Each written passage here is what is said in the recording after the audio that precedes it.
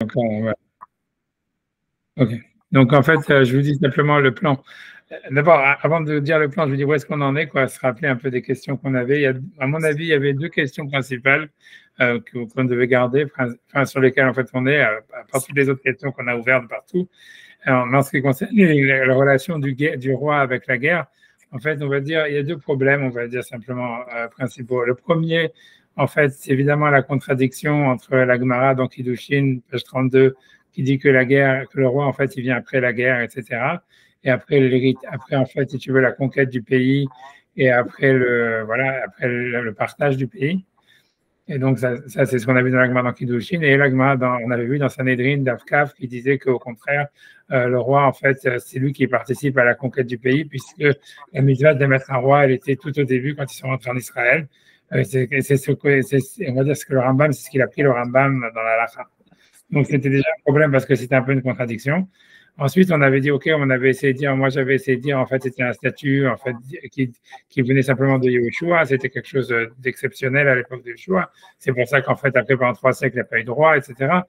Et qui n'ont pas détruit Amalek. C'est parce qu'en fait, c'était comme Yeshua, il était déjà un roi à l'extérieur d'Israël, donc il fallait l'introniser en Israël, et donc il avait la mitzvah de détruire Amalek, etc.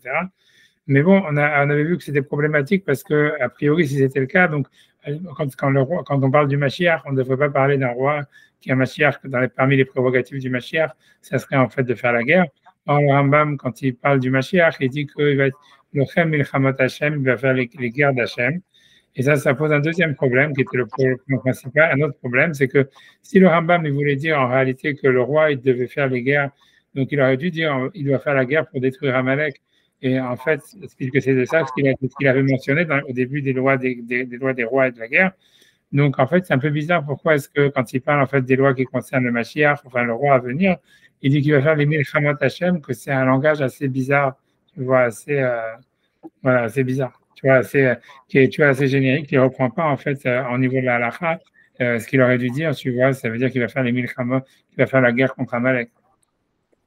Donc ça, c'était, on va dire, c'était les deux gros problèmes. On avait vu après ça plein d'autres choses, à savoir est-ce que tu vois, est-ce que ce qui allait se passer. On a vu donc la semaine dernière, on avait vu aussi l'histoire qu'a priori le Mashiach aussi à l'époque messianique, il n'y a pas de guerre. On a vu la vie de Rav Moshe, on avait vu la vie, tu vois, de comment il s'appelle, j'ai oublié son nom maintenant. J'ai oublié son nom. Shushan Haïdout, exactement. Tu vois, qui avait dit que oui, ça allait être un remake et on a vu le Tosfot Shem Tov, etc. Mais tout ça, bon, on ne va pas revenir dessus. Voilà, parce que les questions principales en réalité qui me restent, moi, ça veut dire, je pense que sur lesquelles il faut s'arrêter, que peut-être qu'aujourd'hui, on va trouver une solution. Je dis bien peut-être. En fait, c'est d'essayer de répondre en fait à la contradiction donc entre l'Agma dans Sanhedrin et l'Agma dans Kiddushin, et aussi cette histoire-là du Rambam quand il parle de la guerre, de la prérogative du roi. Donc, si en fait il pense qu'il y a une mitzvah vraiment que le roi fasse la guerre et que c'est une prérogative du roi et que en fait il doit aider à la conquête du pays peut-être, mais en tous les cas, au début, dans les lois des rois qu'on est en train d'étudier, il parle surtout de la guerre d'Amalek. La question est de dire comment ça se fait que quand il parle du Mashiach, il parle d'une milchama qui est la guerre d'Hachem. Qu'est-ce que c'est que cette milchama d'Hachem de laquelle il parle? Et tu vois, on a vu Rav Moshe Kouli penser que c'était une guerre spirituelle, mais moi, à mon avis, ça me paraît quand même, tu vois, lointain, etc. Mais en tous les cas, c'est ça ce qu'on va aborder. Mais donc, il faut garder en tête ces deux questions, on va dire comme ça, ces deux problèmes derrière la tête. Mais en fait, tu vois, le point du cours, c'est que c'est pas comme ça que je vais aller. C'est-à-dire, je vais pas aller, on va trouver une réponse. Mais en fait, tu vois, je vais commencer, comme je me dis, comme on va commencer à étudier quand même on n'a pas bougé depuis le début, donc on va quand même commencer à avancer, pas avancer simplement dans le loi du Rambam, mais commencer à lire au moins le commentateur principal, quoi, sur la loi du des Melartim, ça veut dire que le commentaire, donc le Rav Yosef Karo, celui qui a écrit le Shulchan Aruch, il a écrit un commentaire sur Maïmonide qui s'appelle Kesef Mishneh, d'accord? Et en fait, c'est le commentaire principal sur les lois des rois, parce que les autres, en général, il y a d'autres commentateurs qui ont écrit, qui s'appellent, plein d'autres, enfin, il y a d'autres commentateurs, mais le principal, ça va rester, on va dire, Rav Yosef Karo. Et voilà, parce qu'il y a d'autres commentateurs normalement, surtout le Maguid Mishneh, qui est normalement le commentateur principal, qu'il n'y a pas écrit sur les lois des rois. Donc, en tout cas, on va voir qu'est-ce qu'il dit. Donc, le Rav Yosef Karo, il fait ce travail d'amener les références de Maïmonide et voilà, il fait une étude critique dessus. C'est le commentateur principal, on va dire, que tu peux retrouver dans toutes les éditions de Maïmonide. Tu vois, on va dire à droite. À gauche, il y a en fait il y a le commentateur du Radbaz, David Ben Zimra, qui est, en gros, en général, tu vois, le Radbaz, c'était un peu le maître du Rav Yosef Karo. C'était le Rav qui était en Égypte, etc. En général, le Radbaz, il dit la même chose que le Rav Yosef Karo, sauf que c'est un peu moins élaboré. Et voilà, c'est un peu moins élaboré. Ouais, c'est tout. Mais en général, tu vois, ça se reprend beaucoup. Et mais voilà. Je ne sais pas, tu vois, on peut, tu vois, ça veut dire, voilà, on va faire le sur ce cas-là, en tous les cas, le Radbaz, il fait que redire, enfin, c'est plutôt le Rav Yosef Karo qui reprend les idées du Radbaz, sauf qu'il élabore dessus.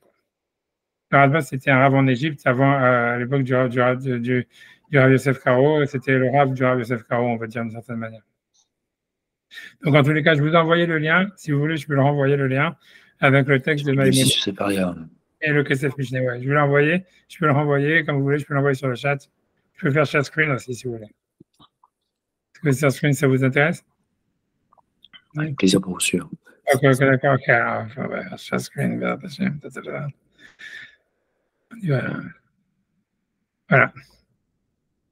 Je vais essayer de. Tu vois, donc en fait, je ne sais pas si c'est très grand pour vous. Je vais zoomer, après je vais zoomer. Mais en tous les cas, donc, il y a le texte du Rambam. Et à côté, donc, vous avez le Kesef Mishneh, que c'est le commentaire du Rav Yosef Karo. Donc, donc, je vais relire en fait le Rambam déjà. Bon, on va le relire. Et voilà. Et ensuite, on va faire le commentateur le Kesef Mishneh. Donc, le texte du Rambam, le voilà, je le relis, j'essaie de zoomer dessus. Donc, Shalosh mitzvot nitztavu Israël v'shat kenisatan laaretz.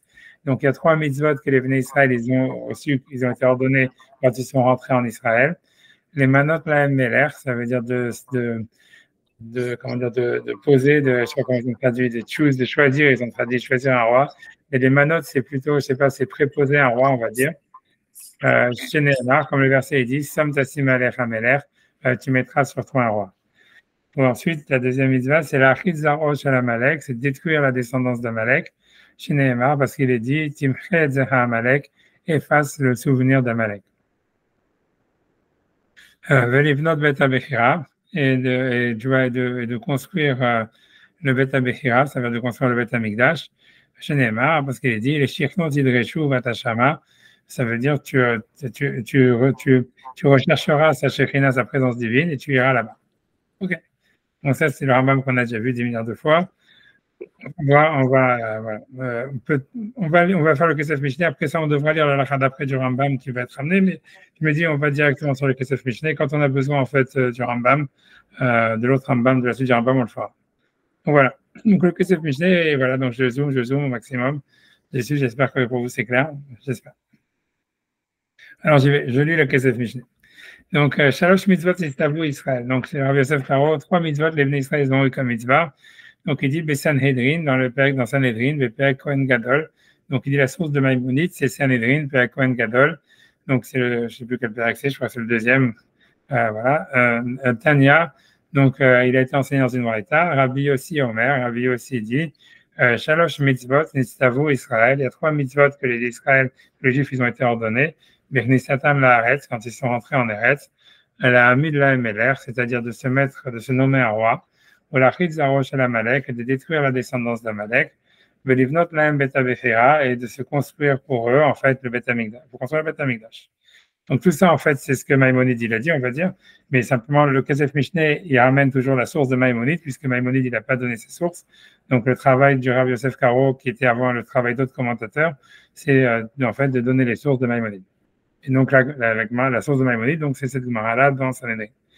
Et donc il continue à citer la Gemara. Veni yodea ezo mehem techi. Et je ne sais pas laquelle est la première, c'est-à-dire qu'est-ce qu'on fait en premier. Est-ce que d'abord on fait la destruction d'Amalek, ou ensuite, voilà, ou le Beth Amikdash, ou le roi. Keshevo Omer, quand le verset est dit, en ce qui concerne la guerre d'Amalek, Kiyad al-Kessia, ça veut dire la main, elle est sur le trône divin. Milham al-Hashem, une guerre d'Hashem, Amalek, dans Amalek, de génération en génération. Avec Omer, donc, de là j'apprends, la Midlaem Meler Techila. Que la mitzvah, elle est d'abord de mettre un roi, puisqu'il faut qu'il y ait un trône.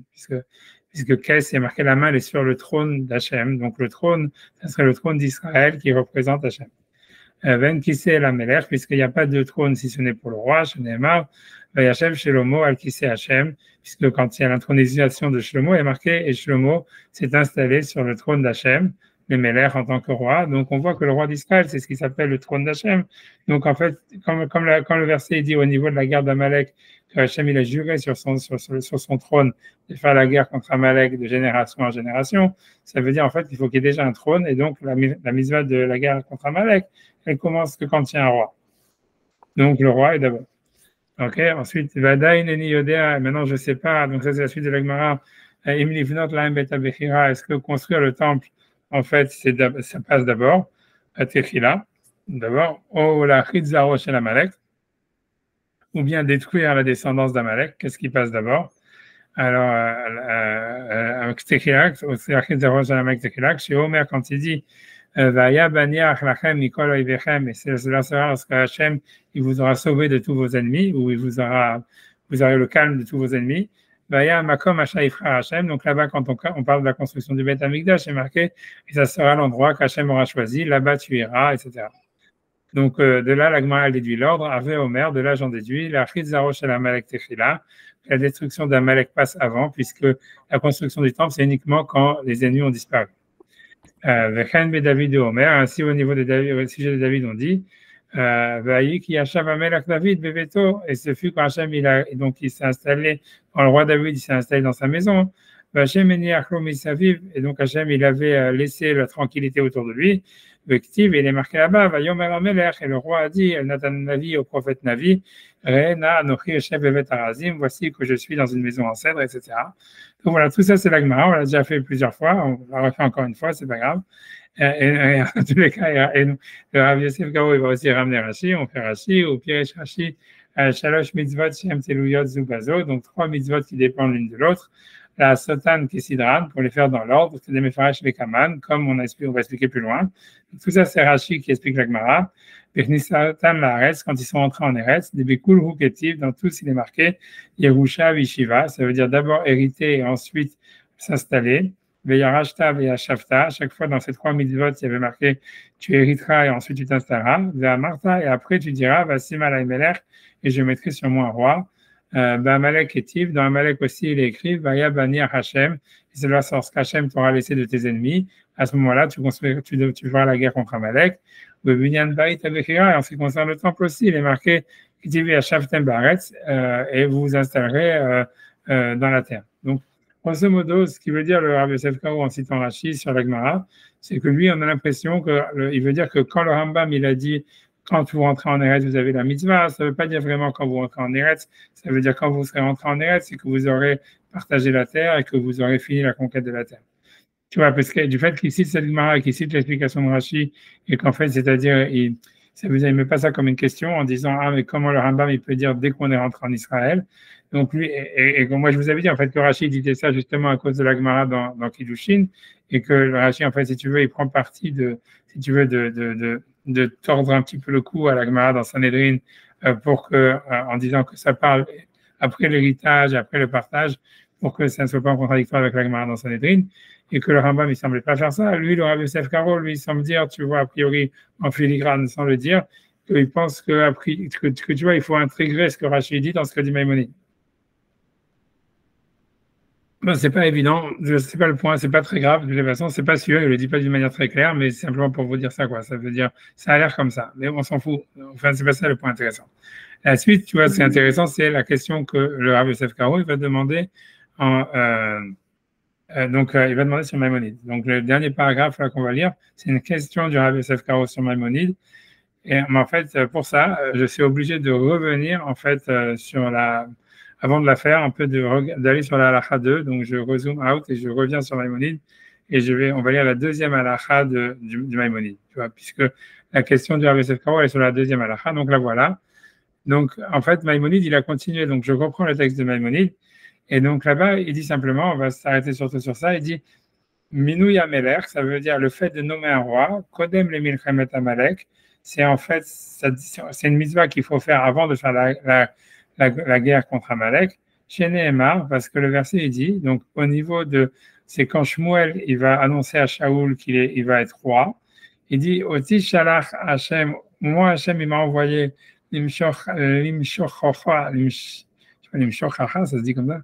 C'est bizarre, je pense qu'il y a une erreur dans la ponctuation. Limshochacha lemelech, ça veut dire Hachem m'a envoyé à toi, m'a envoyé pour te voir en tant que roi. Mais maintenant, l'ech vekita et Amalek va et tu vas frapper Amalek. Et donc, ce qui veut dire, c'est qu'on voit que, comment dire, que Hachem, il dit à Shmuel, il lui dit, voilà, maintenant, Hachem, il m'a envoyé pour te voir en tant que roi, et maintenant, tu vas frapper Amalek. Non, ça, c'est ce que Maïmonide dit dans la Halacha 2. Maintenant, par rapport à ce qu'on a fait dans la Gemara, normalement, vous devriez avoir une question. C'est ce que le Rambam et le Beth Yosef Karo va demander. La question, c'est quoi? C'est que ça, c'est pas la source que la Gemara, elle a donnée. Ça veut dire, la Gemara, elle a dit, oui, c'est vrai que le fait d'avoir un roi, ça doit passer avant la guerre d'Amalek, mais elle a apporté une preuve d'un verset de la Torah. Elle avait apporté du fait que le verset, il disait, la main est sur le trône divin de faire la guerre contre Amalek, donc il faut qu'il y ait un trône. Et le trône divin, c'est le roi. Donc la question, elle est de dire pourquoi est-ce que Maïmonide, il a amené une source qui n'est pas celle que la Gemara a ramenée. Tu vois, et ça, c'est un problème. Ça veut dire, je vais faire le Kesef Mishneh dans les mots. Je reviens, tu vois, donc dans la question du Beth Yosef. Donc, je zoome out et je reviens sur le Kesef Mishneh. Voilà, donc je reprends ici, tu vois, dit, donc là, je reprends le Kesef Mishneh, il dit, ou Mikol Makom, et cependant, Sari Chiyun, ça veut dire, il y a un problème, ça veut dire, il faut s'apesantir. Bédivré Rabbeinu, dans les paroles de notre maître, de Maïmonide, le Minouï Meler, quand il dit que le fait de nommer un roi, Kodem le Milchamet Amalek, ça passe avant la guerre d'Amalek. L'homme a été là, Mikra, ça veut dire, il ramène pas, l'homme a été là, il ne ramène pas, Mikra du verset, des Maïté Bigmara, qu'on a ramené dans la Gemara. De la Hadat Zera Amalek, ça veut dire, ok, ça c'est une autre question, même on va s'arrêter à la première, pas la peine d'aller sur la deuxième, mais ça veut dire la question du Rav Yosef Karo, c'est de dire comment ça se fait. A priori, ça paraît une question, on va dire, accessoire, mais ça veut dire dans du Rav Yosef Karo, ça veut dire son travail, c'est de voir comment est-ce que Maïmonide, en fait, il correspond avec la Gemara, et donc il dit comment ça se fait que le Rambam, quand il a parlé en fait de l'ordre de qu'est-ce qui se passait d'abord, ou bien avoir un roi et ensuite avoir Amalek, il est d'accord avec l'ordre qui est mentionné dans la Gemara dans Sanhedrin, mais il ne cite pas le verset qui est un verset de la Torah qui dit parce qu'Hachem il a juré sur son trône une guerre d'Amalek de génération en génération, qu'il faut qu'il y ait un trône d'abord pour qu'il y ait Amalek. Ça, c'est ce que pour qu'il y ait la guerre contre Amalek. Et ici, d'un autre verset qui n'a rien à voir, qui est dans les prophètes, qui nous parle de l'histoire de Shaoul, le premier roi d'Israël, où Shmuel il lui dit, voilà, Hachem il m'a envoyé pour te voir en tant que roi, et maintenant tu vas faire la guerre contre Amalek. Alors qu'en réalité, quand on réfléchit, ce verset, il n'est pas vraiment, on va dire, même il prouve pas grand-chose. C'est simplement une histoire, tu vois. C'est-à-dire, voilà, Shmuel il a dit, Shmuel il a oint Shaoul, et il a dit, voilà, t'es roi, et après il dit, va faire la guerre contre Amalek. Qui te dit en fait qu'il y a spécifiquement un ordre qu'il fallait d'abord qu'il y ait un roi pour faire la guerre contre Amalek. Tu vois, c'est ce que Shmuel dit à Shaoul. C'est pas vraiment une preuve que c'est ça la mitzvah de la Torah. Si la Gemara, elle a ramené une mitzvah, une preuve du verset de la Torah qui parle donc du trône d'Hachem quand on parle de la guerre d'Amalek, donc c'est difficile à comprendre pourquoi est-ce qu'en fait, tu vois, le Rambam, il a été chercher, tu vois, une preuve des prophètes qui en plus, non, c'est pas vraiment une preuve, quoi. C'est simplement, il dit, voilà, on voit qu'à l'époque de Shmuel, qu'une fois que Shaoul a été oint comme roi, Hachem il a dit, Shmuel il a dit à Shaoul, maintenant que tu es oint comme roi, Hachem il m'a dit, va faire la guerre contre Amalek. Mais tu vois, tu vois, ça peut être une histoire, ça veut dire, c'est ce qu'Hachem lui a demandé, il aurait pu demander avant, mais après, ça couvre rien, en fait, tu vois. Et ce qu'on avait dit aussi, c'est d'autant plus surprenant qu'on n'apprend pas de Halachot. Ouais, du Navi, en plus, tu vois, ça veut dire, moi, au début, quand j'ai lu le Rambam, tu vois, je te dis honnêtement, moi, je me suis dit, ah ouais, ce que le Rambam, il veut dire, c'est que, en fait, Hachem, il n'avait pas demandé à Shmuel de dire à Shaoul de faire la guerre contre Amalek, mais c'est qu'en fait, si tu veux, Shmuel, il a dit de son propre avis parce qu'il s'est dit, ouais, c'est la mitzvah d'Hachem, tu vois.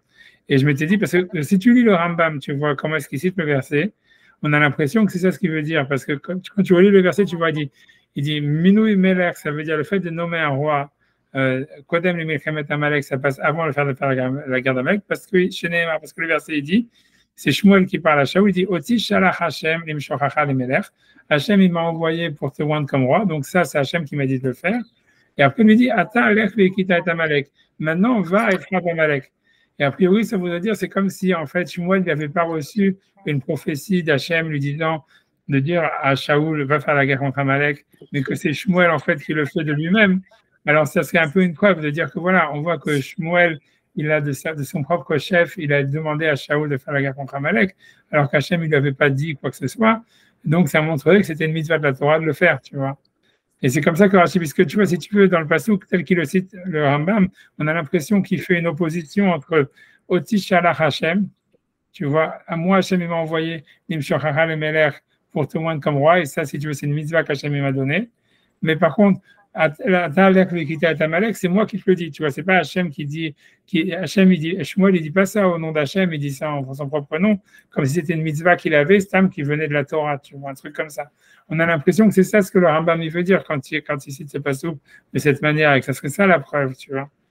Mais le fait est que le problème, c'est que quand tu le regardes, tu vois, le Rambam, et ça c'est le truc le plus bizarre, c'est qu'il a en fait, il a tronqué le Mare Makom, ça veut dire la source. Ça veut dire si tu regardes la source, tu vois, je clique sur la source, tu vas voir en fait que le passage qui dit pas ce que le Rambam a dit. Le Rambam, il a escamoté un verset qui enlève complètement la preuve. C'est-à-dire ici, là, j'ai remis sur l'écran, là, je suis parti sur Shmuel, si vous voulez. Donc ça, c'est le livre je pense, de Samuel, c'est le premier livre de Samuel, chapitre 15. Donc, il y a la source que le Rambam il a ramenée. Quand tu regardes là-bas, tu vois qu'en fait, le Rambam il a escamoté un verset qui est au milieu, qui enlève toute la preuve, si c'était ça la preuve. Parce que si on regarde le verset il dit comme ça, il dit Vayomer Shmuel el Shaoul, Shmuel il a dit à Shaoul, Oti Shalach Hashem limshochachar le Melech. Donc voilà, c'est moi qu'Hachem il m'a envoyé pour te moindre comme roi, à la mot Israël sur son peuple Israël, Ve'ata Shema l'école d'Ivra Hashem, et maintenant écoute la voix de la parole d'Hachem. Qu'est-ce qu'il dit le passouk d'après? Kohamar Hashem Sevakot, ainsi a dit le Dieu des armées. Donc ça veut dire, on voit bien que Shmuel il invoque une prophétie qu'il a reçue. Il dit pas c'est marqué dans la Torah. Il dit Kohamar Hashem Sevakot. Je me suis souvenu de ce qu'Amalek a fait les Israël. Asher Samlo Baderer, ce qu'il a fait dans le chemin Balotom et Mitzraïm lorsqu'il est sorti d'Égypte. Et Ata Alech Vekita et Amalek. Maintenant on va et frappe Amalek. Etc., etc. Donc on voit bien en fait qu'il y a au contraire, il y a eu, tu vois, on voit bien pourquoi le Rambam il a escamoté le passouk 2, parce qu'en fait parce que le passouk 2 enlève toute la preuve a priori. Parce que si en fait, si Hachem il lui a donné une prophétie spécifique à Shmuel en lui disant maintenant que je t'ai oint comme roi et en plus maintenant tu as une nouvelle mitzvah que Hachem m'a donné en prophétie, Kohamar Hachem Tsevakot, ainsi a Dieu les armées, Bakat Yetachar Asa Amalek. Donc ça veut dire que ce n'était pas une mitzvah de la Torah. Tu vois, si c'était une mitzvah de la Torah, Hachem il n'a pas besoin de dire à un prophète, tu vois, c'est si jamais, je sais pas, Hachem il n'a pas besoin de dire à un prophète, oh ouais, Hachem il m'a dit que tu devais mettre les tefilines aujourd'hui, tu comprends? Ça veut dire que c'est ce qui est marqué dans la Torah. Ça veut dire que Hachem ne va jamais envoyer un prophète pour te dire de faire Shabbat ou de faire un truc comme ça parce que c'est marqué dans la Torah. Donc tu dois le faire quoi qu'il arrive. Donc tu vois, ça veut dire, et le passouk, tu vois, qui dit que c'est une prophétie, tu vois, que le passouk bête qui dit clairement que c'est pas Shmuel qui dit ça, tu vois. Le Rambam, il a ramené ça en escamotant le passouk 2. Donc quand tu escamotes le passouk 2, tu comprends la preuve. Tu pourrais dire, ouais, en fait, Hachem, il n'avait rien demandé à Shmuel, et en fait, Shmuel de lui-même, après avoir oint Shaoul, lui dit, maintenant, on va attaquer Amalek, tu vois. Et ça serait une preuve que c'est une mitzvah de la Torah, parce que pourquoi Shmuel dit ça? D'où est-ce qu'il sort ça? Tu vois? Pourquoi ça? Mais ça vous dit non, c'est parce que c'est marqué dans la Torah. D'abord, tu mets un roi, et après, la première chose, il doit faire la guerre contre Amalek. Mais si on te dit, tu vois, je pense, ça aurait été une preuve, mais le fait, c'est quand tu regardes le texte lui-même, tu vois que dans le passouk 2, que le Rambam il a escamoté, tu vois bien en fait que c'est une névoie spécifique que Hachem dit à Shmuel d'aller faire la guerre contre Amalek. Donc, au contraire, si on regardait vraiment de ce passage de la Torah, on aurait plus une preuve vraiment que du Tanakh, de cette histoire, que ce n'est pas une mitzvah de la Torah.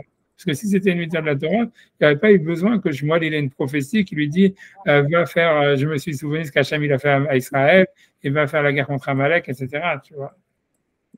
Donc c'est pour ça que la preuve, elle est la question du Rav Yosef Karo, elle est d'autant plus forte, c'est-à-dire que non seulement, tu vois, c'est-à-dire le Rambam, il n'a pas ramené la preuve de la Gemara, qui est en fait d'un verset qui a dans le Kessia, etc.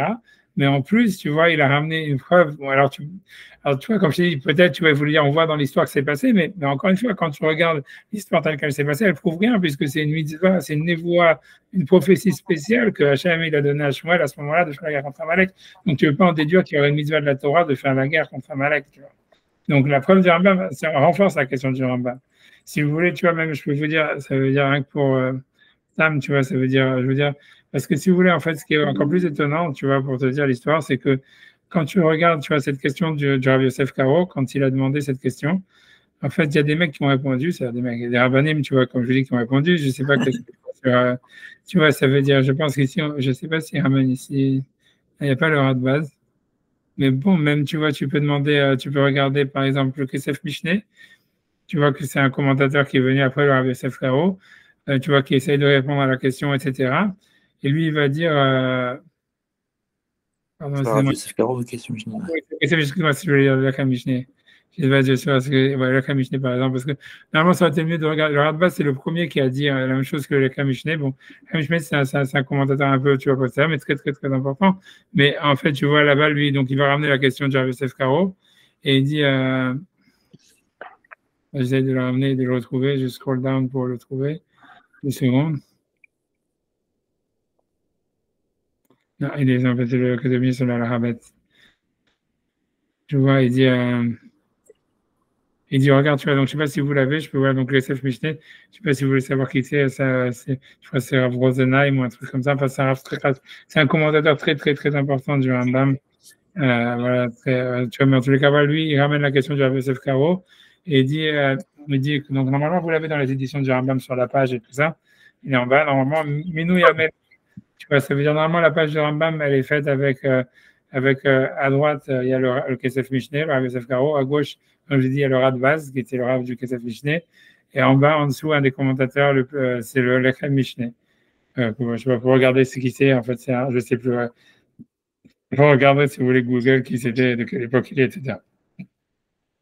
Le cas là-bas, il dit Minou Melech Kodem, donc il dit le fait de mettre un roi, c'est avant la guerre contre Amalek.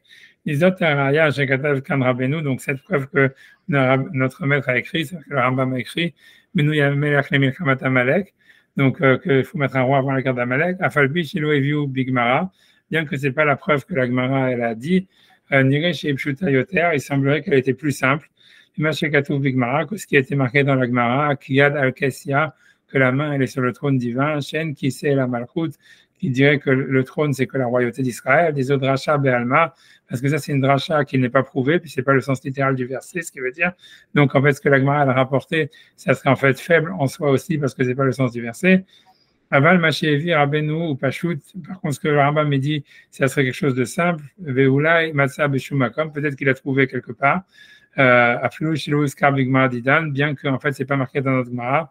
Donc, après ça, les commentateurs, je vous ai averti pendant des siècles, ils ont cherché s'il y avait une source à cette preuve, comme Maïmonide, il a dit, dans les auteurs des Tanaïm ou de la Gemara, etc., dans des auteurs qui datent de l'époque de la Mishnah, un peu plus tardif ou un peu plus avant. Personne n'a rien trouvé. Je vous le dis, il y a eu beaucoup de recherches qui ont été faites avec ça. Et, en tous les cas, bon, voilà, donc c'est ça pour vous dire. Mais en tous les cas, aider à faire, donc, lui, comme le Khamishné a l'habitude que Maïmonide, normalement, il a des sources, donc il dit, même si nous, on ne connaît pas la source, Maïmonide, il n'a pas inventé cette preuve de lui-même, il a dû la trouver quelque part, il ne sait pas où, non, personne ne sait jusqu'à maintenant où. Et en tous les cas, donc il dit, bien que ce n'est pas mentionné dans la Gemara chez nous, tout le monde connaît l'habitude du Rambam, des Berayot Psukim, quand il s'agit d'apporter des preuves des versets, d'avoir chez Nonoga Lenyanadin, quelque chose qui n'a pas vraiment d'implication dans la halacha, l'okapid agmara didan, ça veut dire il est pas vraiment, il s'en fiche de l'okapid, ça veut dire il fait pas très attention à ce que notre gemara dit. Et là on me vit raya yoter pshuta, il amène simplement la preuve la plus simple, mais makom sheimsa, de n'importe quel endroit qu'il trouve, otam migmar Yerushalmi, que ce soit dans une gemara d'Yerushalmi ou un sifri, ou makom shei, ou quelle que soit la source qu'il a. Ok, raya shevi ami David. Ok, et la preuve, je ne sais pas l'éclair de David. Bon, comme ça, on s'en fiche, ça c'est la deuxième partie. Mais ce que je veux dire déjà là, tu vois, ça veut dire que la Mishneh dit un truc comme ça, comme je vous dis, il y a d'autres commentaires qui disent ça. Alors pour moi, tu vois, c'est très bizarre. D'abord, parce qu'encore une fois, il n'y a pas de source du tout. A priori, ça veut dire qu'il y a beaucoup de recherches, comme je vous dis, qui ont été faites, et pour l'instant, personne n'a rien trouvé. Et le truc en plus, c'est que moi, je crois que c'est une preuve tellement extraordinaire, comme je vous dis. Tu vois, ça veut dire en quoi c'est une preuve que Hachem, il aurait donné une prophétie à Shmuel de faire la guerre contre Amalek après qu'il a nommé Shaoul comme roi. Ça peut être un accident de l'histoire, tu vois. Ça veut dire il y a plein de mitzvot qui ont été donnés par le prophète pour une raison XY à un moment et qui ne prouvent rien sur quelle serait la halakha, tu vois. Et en plus de ça, comme je vous dis, au contraire, si ça prouve plus le contraire, que du fait qu'il y ait besoin d'une prophétie, ça prouve que ce n'était pas une mitzvah de la Torah. Ok, ouais, je vous ai cité ça simplement pour vous montrer ça. Ok. Avant ça, encore une autre question avant de Juste le commencer. Lechem Mishneh, il est postérieur ou antérieur au Kesef Mishneh? Il est postérieur. Tu vois, on peut regarder, tu veux regarder. Alors, on va Google. Tu vas faire on va Google que c'est Mishneh. 10 secondes. Tu vois, 10 secondes. Enfin, que c'est Mishneh, pardon, Lechem Mishneh, excuse-moi.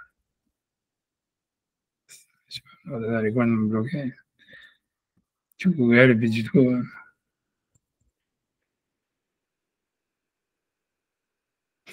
J'espère, tu vois qu'il faut dire. Attends, peut-être.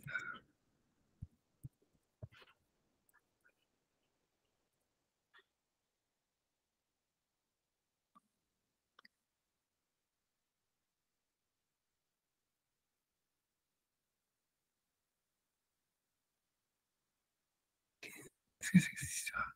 Tu peux l'avoir sur Wikitext et tout ça. Maintenant, qui c'est l'auteur? Je pense pas que c'est Abraham. Ouais. Abraham Chia de Botton, Ils ont dit Abraham Khayat des Boutons. Ok. qui a vécu. Voilà, donc il est un petit peu après le Rav Yosef Karo. Ouais, il est Deuxième. 17e, fin 16e, début 17e. Ok. Ok, one second. Ok, merci. Yes. Ah, ouais. Ok, excusez-moi. Ok, c'est bon. Voilà, ok, voilà. Non, merci. En tout cas, donc, le Kamishné dit ça, et voilà, mais a priori, c'est un peu bizarre, comme je vous dis, parce que moi, tu vois, ça veut dire, ça me paraît plus le contraire. Donc, en fait, c'est une question. On va dire ça, si on va partir, on a rajouté encore une autre question à notre autre question. Et je vais rajouter encore une autre question avant de dire de dire que tu vois ce que moi j'ai envie de dire. Peut-être tu vois un redouche par rapport à tu vois un autre auteur. Tu vois, ça veut dire que peut-être tu pourrais répondre à tout ça en fait. En fait, donc ça veut dire le lien d'après que je voulais regarder, c'est je pense voilà rien que de regarder déjà avant tout le verset déjà qui est mentionné dans la Gemara. Tu vois donc sur justement la guerre d'Amalek. Et en fait, tu vois donc si tu vois donc dans le passage. Donc ça, c'est le passage que la Gemara, elle a cité elle-même, qui va prouver en fait que la guerre d'Amalek, elle est qu'une fois qu'il y a une royauté en Israël. Donc c'est après, ce passage, il est après l'ouverture, après la sortie d'Égypte, lorsqu'en fait Amalek attaque Israël et que Yoshua il fait la guerre contre Amalek. Donc Hachem il dit à Moshe, écris ça dans un livre en souvenir et mets dans les oreilles de Yoshua que je vais détruire Amalek, etc. Et donc, si on peut faire on peut faire ces versets-là, je vais simplement résumer un petit peu. Donc, je dis, j'espère que tout le monde est là. Je ne sais pas, moi, je ne peux pas vous voir. Donc, Ah ouais, ok, j'espère que Sacha, lui, est encore vivant. Donc, okay, je ne vais pas savoir. Vayomer Hashem, en tout cas, il est marqué Vayomer Hashem el Moshe. Donc, Hashem a dit à Moshe, Ketov Zot Zikaron Basefer. Écris ça en souvenir dans le livre. Mais Simbozne Yoshua, et mets dans les oreilles de Yoshua, qui m'aho emred zeha Amalek, que je vais effacer le souvenir d'Amalek, midahad hashamaim, d'en dessous le ciel. Voilà, Vaïven Moshe Misbeach, Vaikra Shem Hashem d'ici. Moshe, il a créé un Misbeach, il a construit un hôtel, il a appelé ça Hashem et mon miracle. Vayomer, il a dit Kiyad al-Kesiach, parce que la main, elle est sur le trône divin, Milchama l'Hashem, une guerre d'Hashem, Ba'amalek, dans Amalek, Midor d'or, de génération en génération. Et en fait, tu vois, ça veut dire, ok, donc déjà, la première chose qu'on a avec ce verset, c'est que, a priori, il n'est pas question ici du trône, comme c'est ce qu'un peu il a dit le Lechem Mishneh, c'est que quand la Gemara, elle va interpréter sur le Kessia, le trône d'Hachem, comme étant le trône d'Israël, puisqu'on voit un verset qui nous parle de Shlomo qui est assis sur le trône divin, en fait, tu vois, c'est ok, mais ça veut dire ok, c'est clair, mais c'est clairement, ça reste quand même pas le sens littéral du verset, tu vois. C'est-à-dire que le sens littéral du verset, on a l'impression que c'est le trône d'Hachem, tu vois, et que ça veut dire, voilà, on voit pas ça vraiment dans le sens littéral. Ça, c'est une première chose. C'est un peu ce que le Lechem Mishneh il a dit. C'est une dracha be'alma, si vous vous rappelez quand le Lechem Mishneh l'avait dit. Ce que la Gemara a dit, c'est une dracha. Ce qu'il voulait dire en disant, c'est une dracha be'alma, c'est ce qu'il veut dire, c'est pas le sens littéral du verset. Donc en fait, c'est pas vraiment une preuve pour la halakha, tu vois. Mais c'est surtout ce qui est le plus ennuyeux en plus là-dedans dans ce passouk, là encore, c'est le midor d'or, de génération en génération. Parce que si en fait on nous dit que c'est de génération en génération, on n'a pas l'impression que la mitzvah de faire la guerre contre Amalek, elle serait dépendante de la mitzvah d'avoir un roi, tu vois. Et tu vois, ça veut dire, et ça serait plus littéral que ce que l'Agma, elle veut dire. Ah non, c'est sur le trône du roi d'Israël, blablabla. C'est-à-dire, si tu demandes à un citoyen lambda qui lit ce verset, en fait, et que tu lui demandes, est-ce que tu crois qu'il y a la guerre d'Amalek que quand il y a un roi d'Israël ou c'est de génération en génération?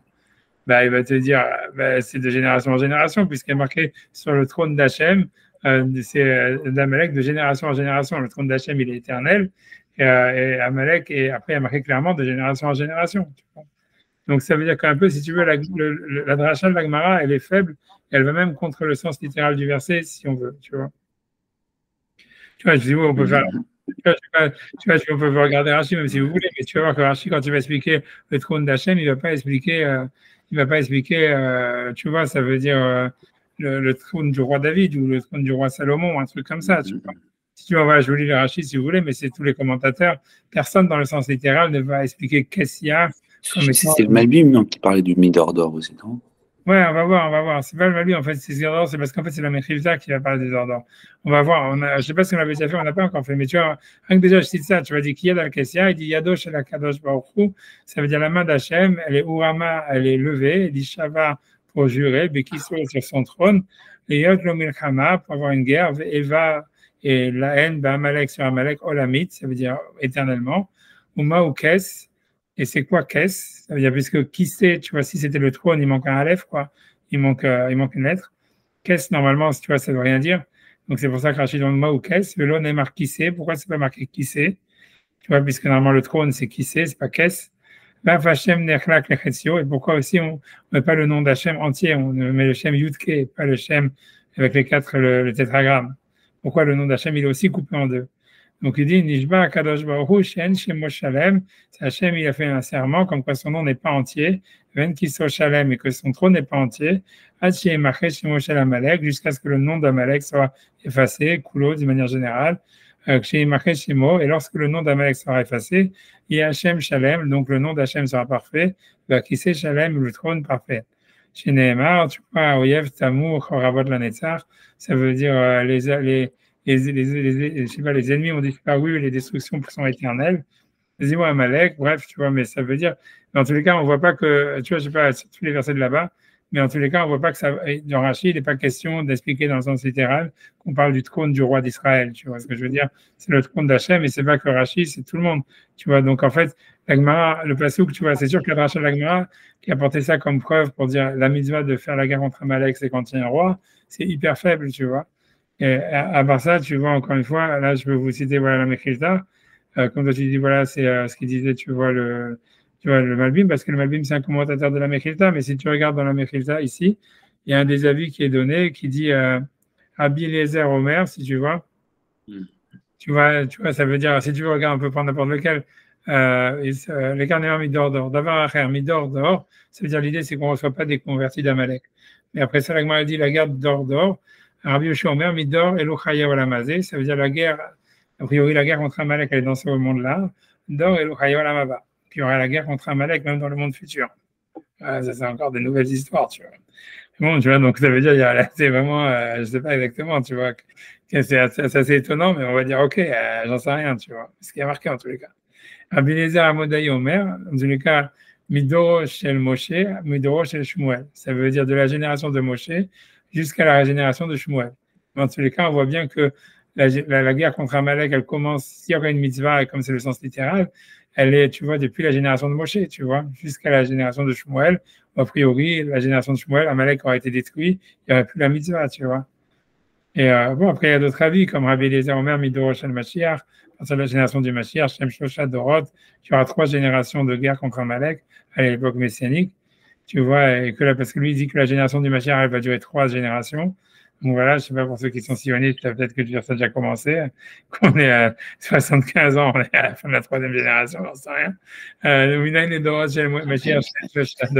Tu vois, ça veut dire, d'où est-ce qu'on sait que c'est comme une blague, j'en sais rien, mais tu vois, en tout cas, Minaïn, chez le Mashiach, chez le Dorot, d'où est-ce qu'on sait que la génération du Mashiach, c'est 3 générations? Généralement, il y a Ochaim Shemesh, je vais les finir arrière d'Ordorim. Bref, tu vois, ils te verront avant avec le soleil et devant la lune 3 de génération en génération. Donc, Dor et Dorim, ça fait 3. Grosso modo, on s'en fiche, enfin, les derniers avis ne m'intéressent pas du tout.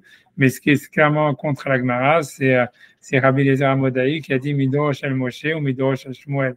Ça veut dire qu'il dit que la guerre, quand il est marqué d'une guerre d'Hachem contre Amalek de génération en génération, c'est de la génération de Moshe à la génération de Shmuel. Et donc, a priori, que la mitzvah, elle n'est pas liée au fait d'avoir un roi qui est, tu vois, qui fait la guerre, etc. Puisque Moshe, a priori, il avait la mitzvah alors qu'ils n'étaient pas en Israël. Et tu vois, c'est le sens littéral. Ça veut dire, a priori, on a l'impression que Amalek, la mitzvah de faire la guerre contre Amalek, elle commence à l'époque de Moshe, alors qu'il n'y a pas un roi qui est roi. Tu vois, bien qu'on peut dire que Moshe c'est un roi, ou Yoshua c'est un roi, mais encore, tu vois, ça n'a pas l'air d'être dépendant en tous les cas de la rentrée en Israël, en tous les cas. À plus forte raison, tu vois. Donc voilà, donc tout ça, c'est des questions. Voilà, ça, c'est des questions. Maintenant, je vais essayer de dire peut-être qu'on pourrait trouver une réponse par rapport, tu vois, encore à, tu vois, peut-être que ça peut répondre à toutes les questions qu'on a depuis le début. Par rapport à un auteur, tu vois, que j'ai trouvé, que ça veut dire, que j'ai trouvé parce que je l'ai pris dans, tu vois, dans le Rambam Frankel. Maintenant, il faut que j'aille le retrouver et j'étais sûr de l'avoir. Il s'appelle Oneg Yom Tov, que c'est un auteur, faut que j'aille le retrouver. Ne dis pas que je l'ai enlevé. Je vous l'avais envoyé dans le link en tous les cas de j'espère. Ouais, je vais l'envoyer ici dans le link de. Je vais cliquer dessus et. Tu vois, donc le Oneg Yom Tov, là vous avez. Je sais pas, attends, je vais share this instead. Voilà. Tu vois, c'est un auteur, vous avez ces dates, donc c'est encore postérieur à tout ça. C'est un auteur de 1816 à 1879. Voilà, et c'est Rav Yom Tov Halperin. Je ne sais pas où est-ce qu'il était, je sais pas où est-ce qu'il était. Bon, c'est un Rav très chachouv. Je pense que c'est un Rav chassidish, mais c'est un Rav très chachouv en tous les cas. Et, bref, et donc en fait, ça veut dire, je sais pas, lui, il dit pas moi, ça veut dire, lui, il dit un truc, tu vois, a priori. Et moi, en fait, simplement, quand j'ai lu ce qu'il a dit, je me suis dit, ah, tiens, peut-être ce serait ça la réponse à toutes les questions par rapport à tout ce qu'on a comme question. Donc, mais je vais dire, en fait, de quoi lui il parle, tu vois. Ça veut dire, déjà, je vais simplement, tu vois, c'est-à-dire,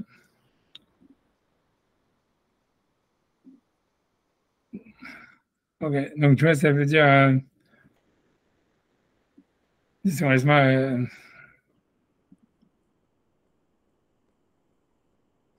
j'ai pas où de le prendre, tu vois, j'ai envie de 2 secondes, je vais prendre la page d'après une seconde. Parce que lui, en fait, il va dire un pshat, c'est intéressant. Tu vois, ça veut dire parce qu'il se dit, OK, s'il y avait une mitzvah de détruire le monde d'Amalek, etc., comment ça se fait que c'est une mitzvah de la Torah, que c'est une mitzvah que Hachem il a demandé à Shmuel de dire à Shaoul de le faire? Comment ça se fait en réalité que Shaoul, il s'est permis en réalité de ne pas faire la mitzvah? Tu vois, puisqu'il a laissé en fait Agag en vie, il a laissé les animaux en vie, donc il n'a pas accompli la mitzvah d'Hachem, et c'est à cause de ça en fait qu'il a perdu son royaume. Mais la question, elle est de dire, en fait, comment lui s'est permis de faire ça? Moi, c'était un sadique. Et en plus de ça, tu vois, ça veut dire, on voit bien que même quand Shmuel, il vient lui dire, mais pourquoi tu n'as pas fait la mitzvah d'Hachem? Shaoul, il répond quelque chose. Il dit, j'ai eu peur du peuple, etc. Et a priori, tout le monde se demande, mais qu'est-ce que ça veut dire? En quoi c'est une excuse, tu vois? Ça veut dire, en quoi c'est une excuse, le fait qu'il ait eu peur du peuple? Donc, tu vois, tu vois, voilà. Donc, c'est une question, tu vois, ça veut dire, c'est clair la question? Ouais. Je sais pas si ok. Donc lui, en fait, il va donner une explication super intéressante. Voilà, donc je lis ce qu'il dit, tu vois. Alors, donc je prends à partir de là, c'est tout, tu vois. Tu vois, donc il dit, voilà, on va prendre, je prends à partir de cette ligne-là un peu random. Tu vois, après la parenthèse, il y a marqué Ariane Bohim. Ça veut dire, vois où vous êtes basé. Ouais, c'est bon, tu vois où c'est? Là où j'ai mon curseur, tu vois, j'ai mis mon curseur. Tu vois le curseur attendez, est-ce que je regardais sur mon écran? Attendez, je regarde sur le droit, tout ça. Tu vois, Ariane Bohim. Tu vois, je sais pas, attends, si tu veux. Je regarde sur votre curseur, mais je ne le vois pas. Tu vois pas le curseur, mince. Alors, je me demandais toujours si quand on va déjà screen, vous voyez le curseur ou pas, j'en sais rien. Je sais pas. Ah, si je clique, ça fait quelque chose, non, ça fait rien. Je sais pas si vous voyez quelque chose quand je clique, ça fait rien non plus. Moi, je me dessiné le ring avec la référence d'Algmara. Attends, ouais, alors attends 2 secondes.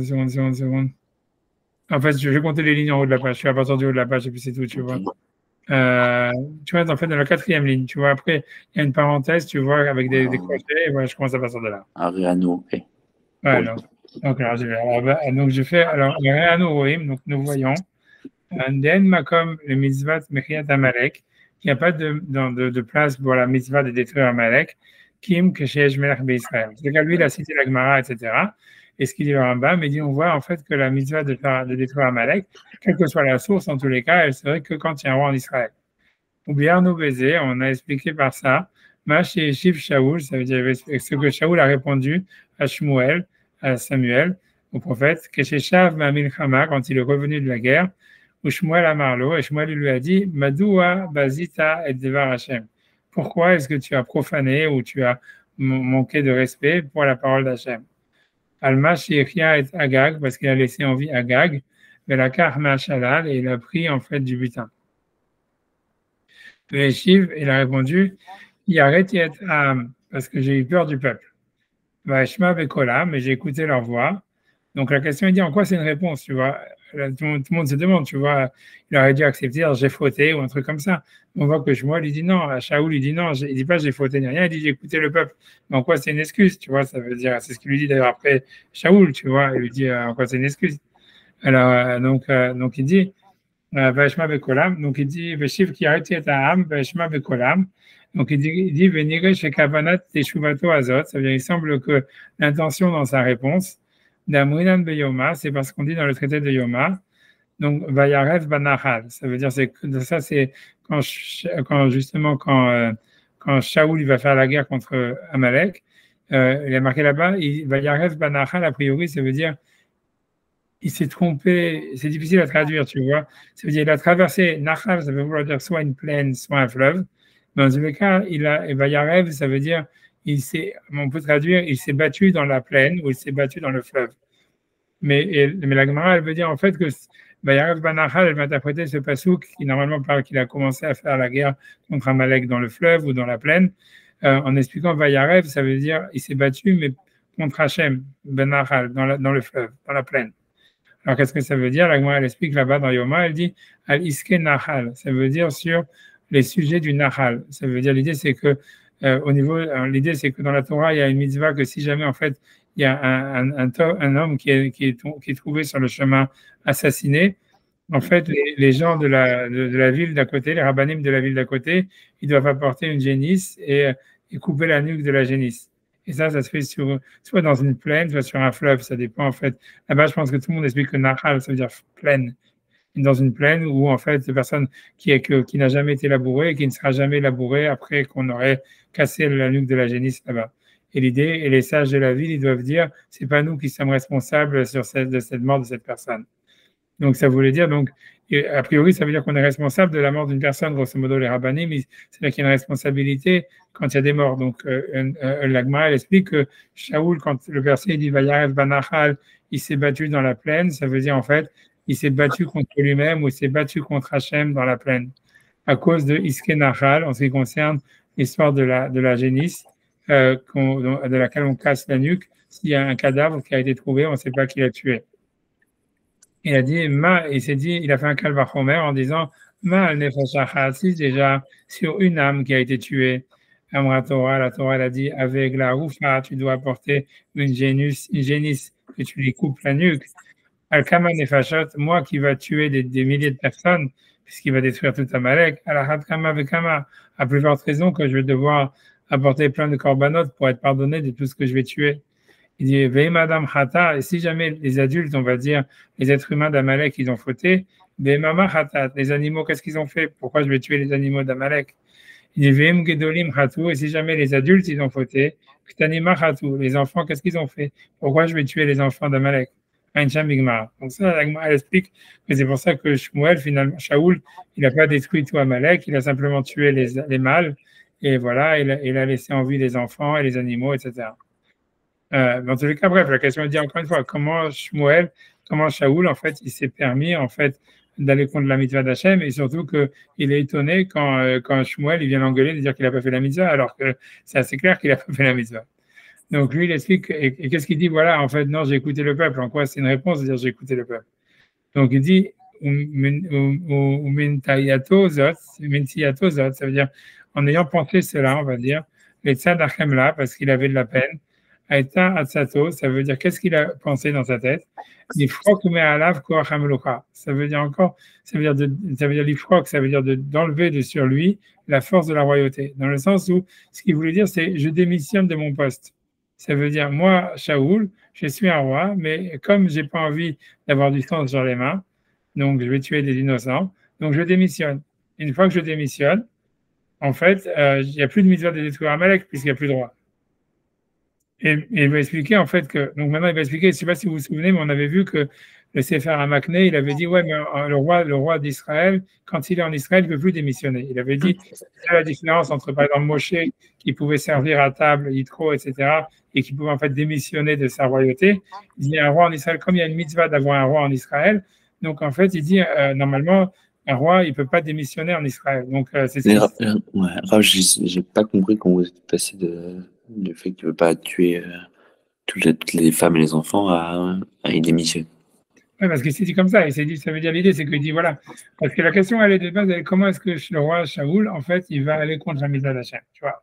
C'est-à-dire, si Hachem, il lui a dit quelque chose, il dit, s'il y a une mitzvah de la Torah, une mitzvah de la Torah, et même, au pire des cas, on va dire qu'il a peut-être été capable de le faire parce qu'on va dire, voilà, il est trop humain, il a lu trop de films français ou j'en sais rien, et donc il est romantique et je sais pas quoi, et donc, tu vois, donc il a pitié des enfants, pitié des je sais pas quoi, etc. Ok, alors au moins, tu vois, même si tu peux pas le faire, ou bien demande à quelqu'un d'autre de le faire, ou j'en sais rien, en tous les cas, ne sois pas étonné si le prophète Shmuel, il arrive le lendemain et il vient t'engueuler en disant, voilà, Hachem, il t'a enlevé la royauté, tu vois, ça veut dire, lui, il fait, quand Shmuel, il vient le voir, il lui dit, ah bon, qu'est-ce que j'ai fait, tu vois, il croit que lui, quand Shmuel, il vient le voir, lui, il est persuadé, quand tu regardes dans le texte, Shmuel, il vient le féliciter de sa victoire et lui dire bravo, t'es un champion et tout ça. Alors, et donc, c'est super étonnant, tu vois, dans le texte, tu vois. Donc, c'est pour ça que tout le monde dit, ouais, Shmuel et Shaoul étaient complètement à l'ouest.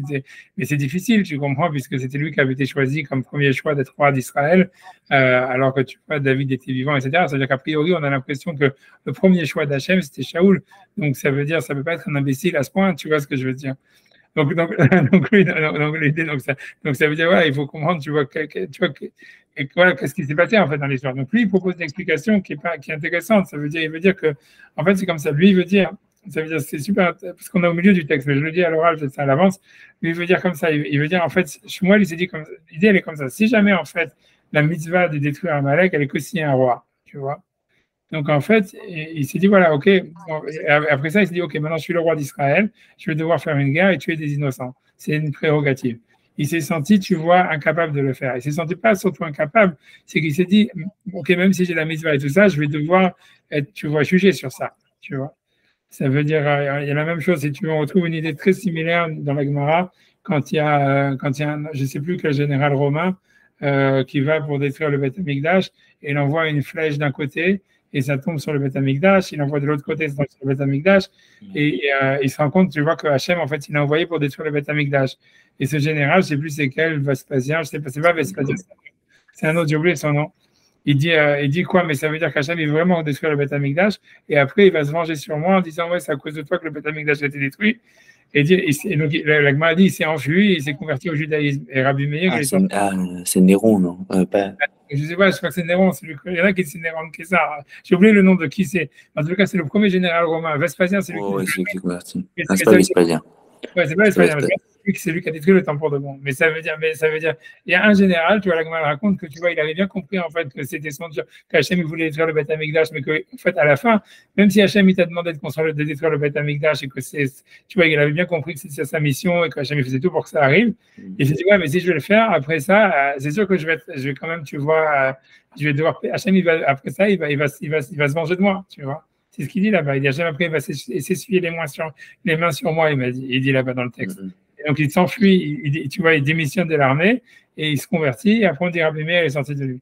Mais l'idée, tu vois, c'est que Shaoul, il a eu la même chose en se disant, voilà, OK, c'est possible qu'Hachem, il a donné la mitzvah de détruire Amalek, il faut tuer les femmes, les enfants, tout le monde et tout ça. Mais n'empêche que moi, en étant celui, tu vois, ça veut dire celui qui fait le glaive et qui va tuer, qui va donc, si tu veux, commander les massacres. En fait, après, Hachem, il va me demander des comptes, tu vois. Il dit, on voit bien que les rabbinim, ils sont responsables même sur des personnes qui sont mortes, alors qu'ils n'étaient même pas au courant qu'ils étaient là, tu vois. Parce que c'est ça, la Egla Oufa. C'est, en fait, tu vois, c'est quelqu'un, il est mort, Et en fait, on dit, voilà, les rabbinim de la ville, ils doivent dire, on n'était pas au courant qu'il était là, on ne savait pas, on lui aurait donné à manger, on aurait fait ça, on aurait fait ça. Donc, c'est-à-dire, ils sont tenus comme responsables d'une mort qui est vraiment, tu vois, ça veut dire, voilà, que c'est par hasard que ça arrive chez eux, si tu veux, de leur côté. Ouais, Donc, c'est pas que pour un juif, en fait. voilà, lui, il a pensé comme ça, en tous les cas. A priori, c'est parce qu'il ne devrait pas y avoir de différence, c'est ce que lui comprend, tu vois. Et donc, en fait, tu vois, donc lui, mais la question, elle lui dit, OK, donc ça, c'est son calcul, tu vois. Alors ce qu'il explique, tu vois, ça veut dire le Ma'adaneh Yom Tov, c'est de dire, en fait, son idée, c'est de dire, voilà, donc, je démissionne, et je suis plus responsable. Il n'y a plus de mitzvah, tu vois, si tu veux. En disant, je démissionne de ma royauté, et comme un peu comme il a fait ce général romain, tu vois, en disant, voilà, je démissionne de mon poste. Tu vois, tu vois ce qu'ils n'ont pas fait les nazis, par exemple, tu vois. On leur demander de tuer des juifs. Tu vois, et ça veut dire, tu vois, donc il dit, donc voilà, donc lui, on aurait dit, il a fait ça.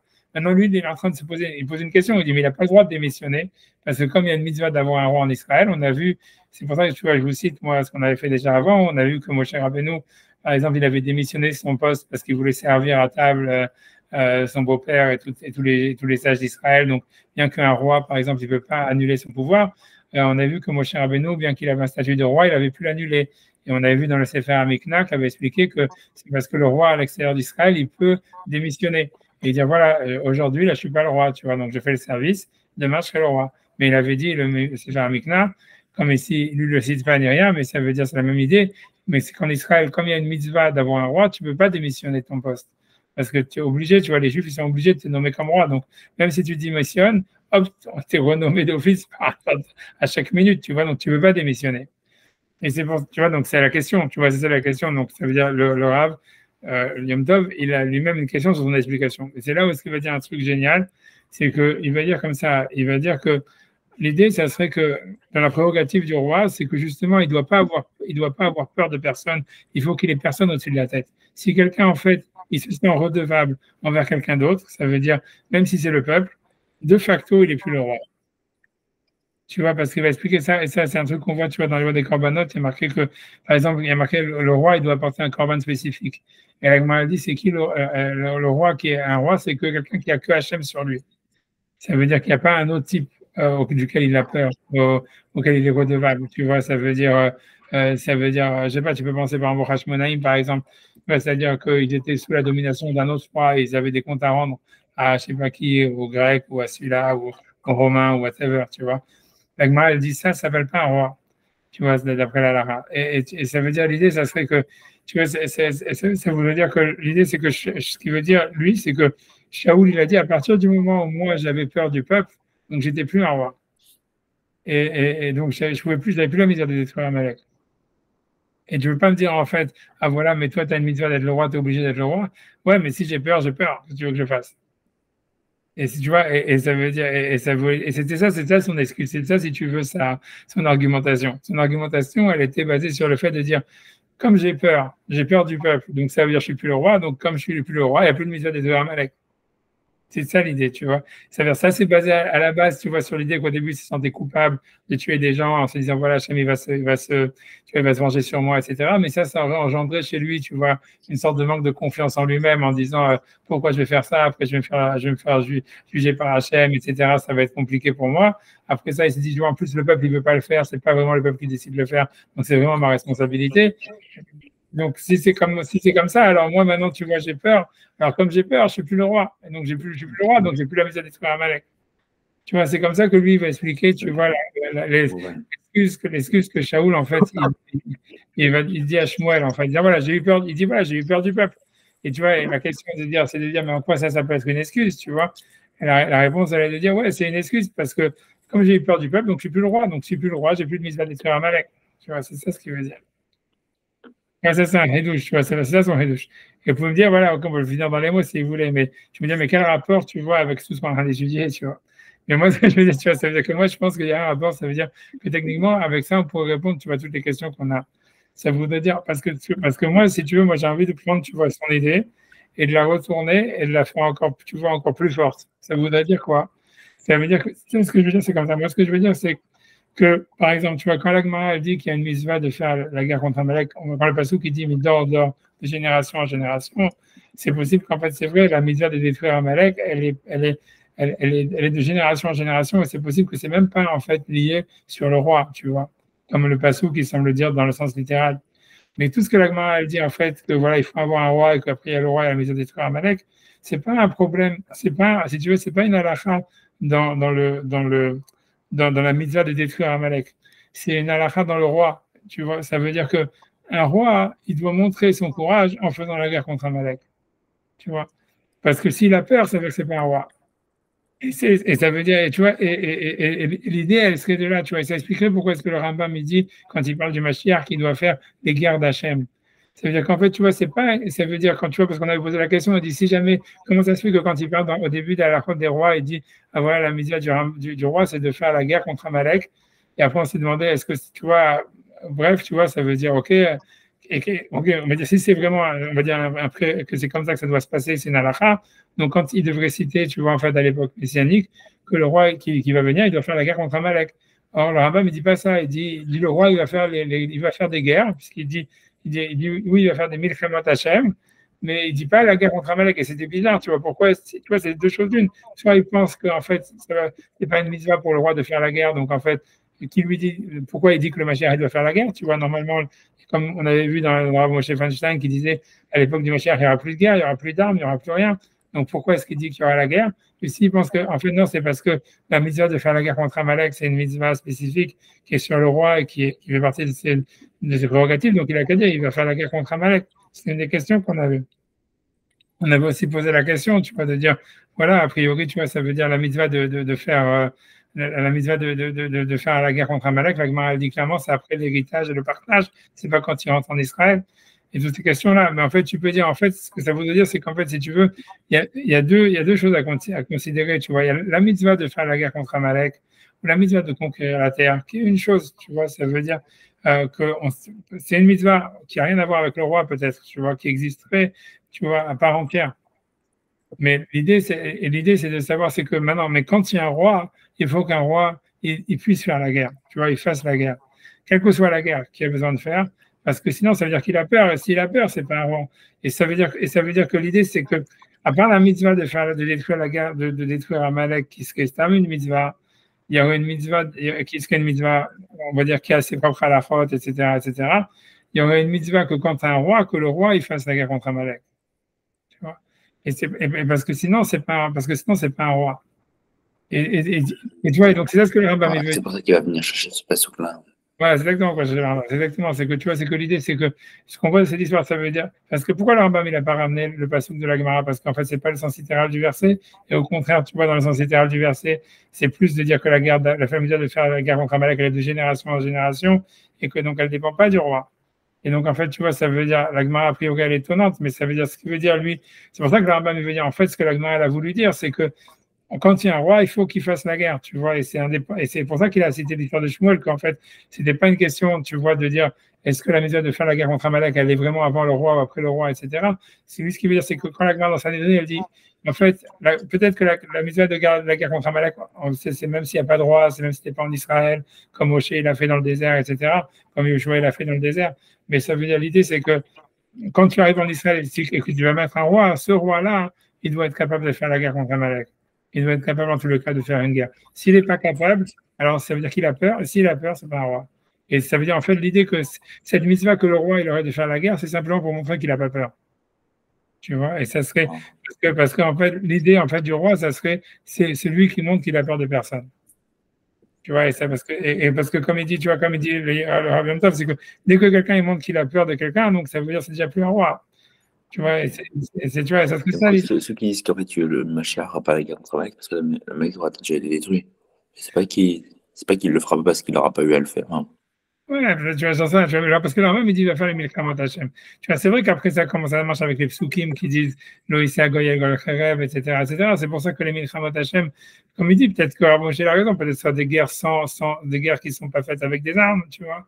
Peut-être que ça sera des guerres, tu vois, c'est déjà que tu arrives à des questions. Qu'est-ce que le Rambam, il a voulu dire avec Milchamot Hachem? Mais au moins, ça explique un peu l'idée. Ça voudrait dire que, tu vois, qu'en fait, c'est pas que, en fait, la Milchama d'Amalek, elle dépend du roi. Où tu vois que même la Milchama de la conquête d'Israël dépend du roi. C'est pour ça que le Rambam, tu vois, ok, d'accord, ouais. La Shavuot. Avec Sacha, Shavuot, une bonne semaine. Tu vois, mais voilà, mais tu vois, tu vois, voilà, c'est que la milchama, tu vois, la milchama, c'est une prérogative du roi. Ça veut dire, et donc c'est pour ça que le Rambam, quand il parle du Mashiach, il dit pas, il est pas clair sur la guerre qu'il devra faire, mais il devra faire une guerre. Il doit faire une guerre pour montrer qu'il a peur de personne. Tu vois, un truc comme ça, tu vois, c'est ça ce que je voulais dire. Tu vois, ouais, tu vois, si on peut, et tu vois, ça répondrait aussi, pourquoi répondre, c'est la Gemara, la contradiction entre les passages de la Gemara. Est-ce que la mitzvah, elle est, tu vois, ça veut dire pas de mettre un roi, ça c'est notre histoire, mais tu vois, ça voudrait dire ça, ça voudrait dire, encore une fois, pour répondre à notre histoire à nous, ça voudrait dire, une fois que tu as un roi, il faut que le roi il fasse la guerre, tu vois. C'est possible que la mitzvah, en fait, elle commence après l'héritage et après le partage, mais en tous les cas, il faut que le roi, il soit capable de faire la guerre. C'est vrai que ça répond pas vraiment à la contradiction, tu vois. Parce que, tu vois, à moins de dire, tu vois, en fait, que. Non, c'est une question. Une seconde. C'est super clair, hyper intéressant. Ok, d'accord, une seconde. Est-ce que je dois rentrer? Je sais pas comment. Attention, Sylvain, il va rentrer. Moi, je vais pas devoir tarder non plus. Ah non, je sais pas où est-ce qu'il était là. Je sais pas s'il est là. Je sais pas ce qui s'est passé. Je ne le vois pas dans la liste. Je sais pas pourquoi moi j'apparais 2 fois. Je sais pas ce qui se passe. Moi, je sais pas. Alors, vous pensez qu'on a bouclé l'histoire? Vous pensez qu'avec cette réponse, on boucle l'histoire de. Je ne sais pas si on boucle l'histoire, mais tu vois, je pense, tu vois, que. Je sais pas, non, je sais pas si on boucle l'histoire. Pour l'instant, c'est un peu en avant, en tous les cas. Je sais pas. Après, je vais avancer. C'est sûr que moi, j'ai envie d'avancer dans le texte du Rambam, etc. Mais voilà, tu vois, mais je sais pas, il faut quand même réfléchir, tu vois. Parce que tu vois, je pense qu'avec ça, on pourrait aussi répondre à la Gemara, la contradiction entre les passages de la Gemara. Mais tu vois, il faut réfléchir un peu, tu vois, sur. Tu vois, parce que voilà, il faut voir comment. Tu vois, ça veut dire en fait qu'il y aurait la mitzvah de mettre un roi, mais ça veut dire que la mitzvah de mettre un roi, c'est vrai que quand tu as hérité la terre d'Israël et quand tu l'as partagée, mais que, en fait, si tu veux mettre un roi, tu vois, ça veut dire, encore une fois, il faudrait revenir à l'histoire de dire, quand ils sont rentrés en Israël ou quand tu auras un roi, il devra faire la guerre, il doit être capable de faire la guerre. Et tu vois, ça voudrait dire ça, tu vois, ça veut dire, une fois que, et le roi dont il est question, c'est Yoshua, a priori, tu vois. Encore une fois, tu vois, parce qu'il est whatever, pour quelle que soit la raison, hein, il avait déjà un statut de roi, et donc, en fait, on l'a mis roi en Israël, mais en fait, il doit, ouais, ça serait une prérogative, tu vois, Ouais. ouais. Mais lui, il n'a pas détruit Amalek. Ouais, voilà, c'est ça, ouais, ça veut dire, il n'a pas des Amalek, mais le principal, c'est qu'il a fait la guerre. Tu vois, ça, ce que ça voudrait dire, ça veut dire, Ouais. regarde dans les questions. On a presque fini. Mais c'est ça, on va faire le cours. Si vous voulez venir le cours, il y a le cours de lundi, lundi matin, lundi à. C'est bon, je rattraperai, mais c'est pas grave. C'est Non, bon, j'ai oublié complètement, c'est drôle. Hein. Pour moi, c'est pas une horaire, un jour auquel on se souvient. Enfin, je vais essayer de me rééduquer. Non, mais c'est comme vous voulez. Non, c'est très bien. Alors, ok, je sais pas si on peut, je sais pas, en fait, parce que lui, en fait, l'idée principale, je l'avais fini, maintenant, je vais rien que finir le texte, tu vois, rien que finir le texte qu'on est en train de faire tu vois, 5-10 minutes, tu vois, parce que je sais que, Sacha, elle est déjà partie, il y a Valentin, je sais qu'il est un petit peu, il est aussi au Ouais, ça vient, ça y est, là, tout. Faites comme si je n'étais pas là. Ok, d'accord, voilà, bien. Alors, j'ai fini. Est-ce qu'on peut finir encore 5 minutes? Tu vois, que l'on a Game Top dans les mots, pour finir ça dans les mots, 2 minutes. C'est pas très long, d'accord? Alors, on parle, en fait, on parle du roi Saül qui s'excuse de ne pas avoir détruit Amalek parce qu'il avait peur du peuple. Et la question, donc, c'est de savoir en quoi ça peut être une excuse. Et la réponse que lui va dire, c'est que un roi, c'est quelqu'un qui a peur de personne. Et donc, comme lui, il avait peur du peuple, ça veut dire qu'il n'était plus un roi. Et comme il n'était plus un roi, donc il n'y avait plus de mitzvah de détruire Amalek. C'est ça ce qu'on est en train de parler maintenant, c'est ça le sujet.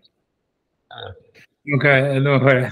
Voilà. Donc moi j'ai rajouté sur ça en disant que c'est possible que quand Maïmonide il dit que le roi il a une mitzvah à se faire la guerre, en fait c'est la mitzvah elle est simplement pour prouver qu'il a peur de personne et que ça serait une prérogative du roi de montrer qu'il a peur de personne, donc il est prêt à se battre et à faire la guerre. Donc j'avance en tout cas. Donc je prends je prends à partir d'ici le Veshiv, donc il a répondu qui a arrêté à âme. Donc on a fait Vayarev Nachal. Donc je traduis. Donc j'ai dit J'ai dit Aval Shaoul, bon, je reprends par d'Aval Shaoul, Rassal Ashpil Atzmo. Tu vois, donc ça veut dire Shaoul, il a voulu en fait s'amoindrir, s'affaiblir, s'abaisser, mais quand Malchuto, ça veut dire du principe même de sa royauté. Le Kevan She'eno Marzik Asmo le Melech, et comme il ne se considère pas lui-même comme un roi, mais Mela Batel Din Mechiat Amalek, automatiquement la mitzvah de détruire Amalek, elle disparaît. Moshe Arnou, comme nous avons expliqué, des Belo Melech, que sans roi, l'Ika mitzvah de Mechiat Amalek, il n'y a plus la mitzvah de détruire Amalek. Voilà.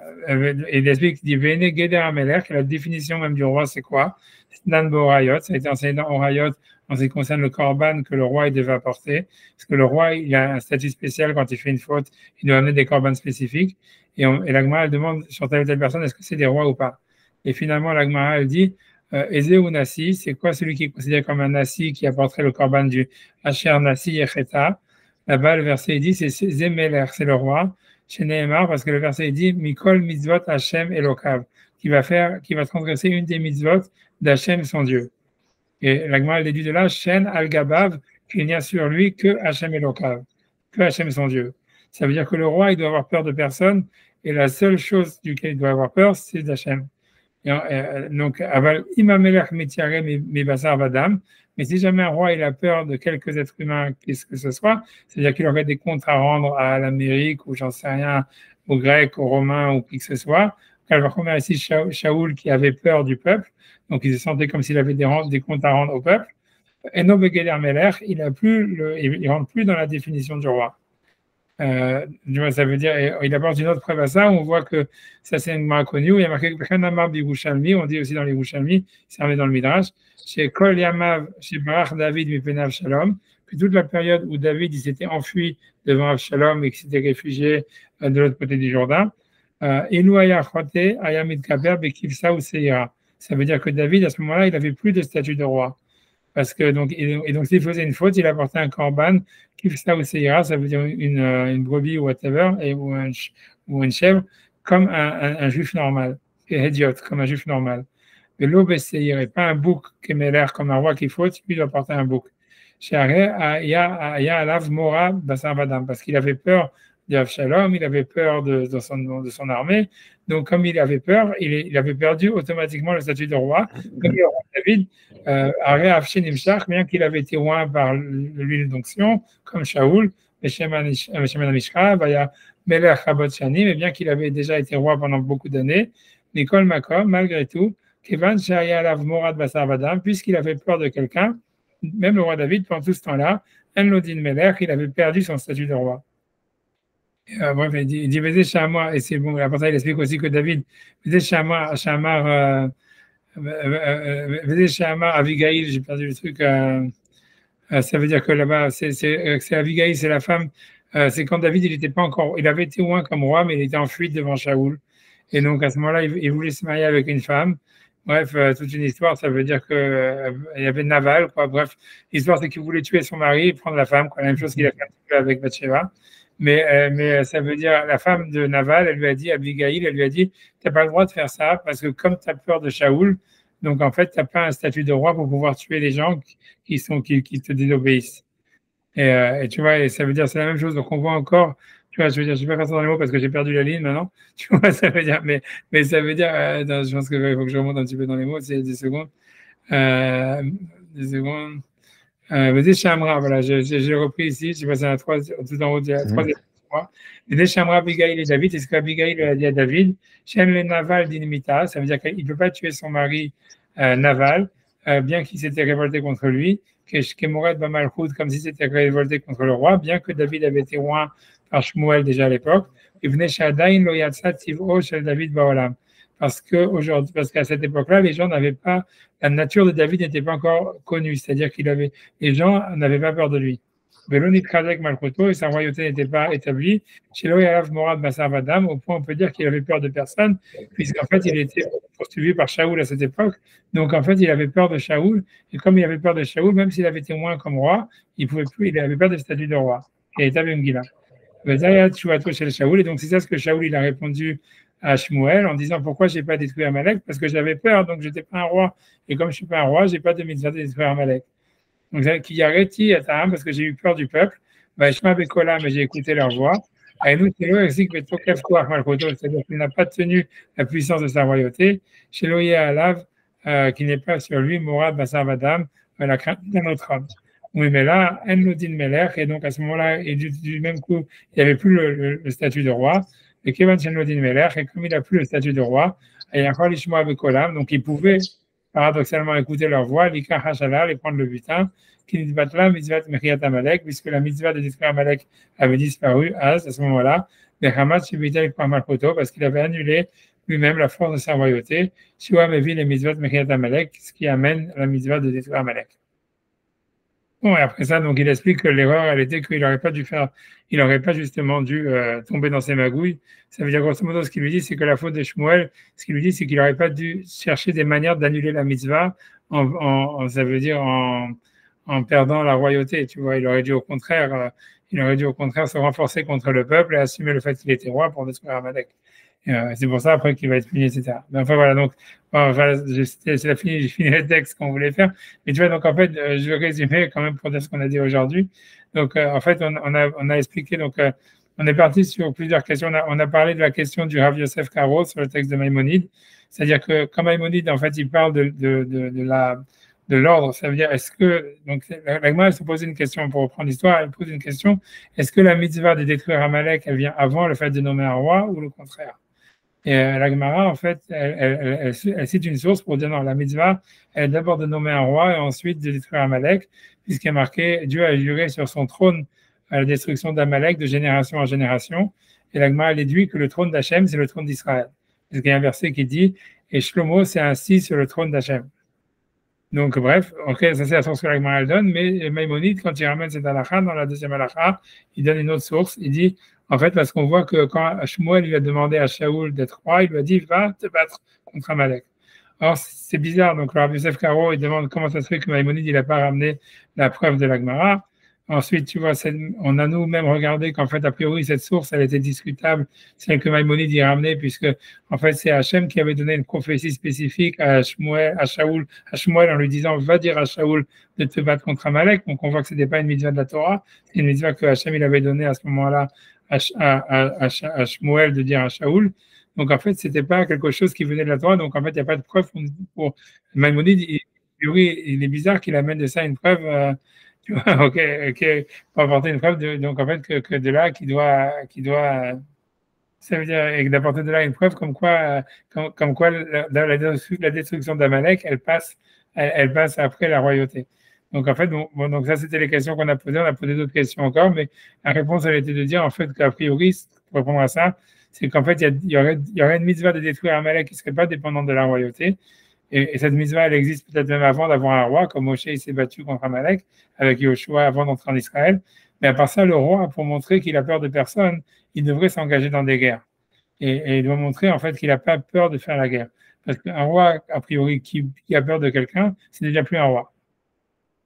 Et donc c'est pour ça que c'est à la halakha que Maïmonide y parle en disant que voilà que quand il y a un roi, il fallait qu'il fasse la guerre. Voilà, et voilà. C'est ça ce qu'on a répondu.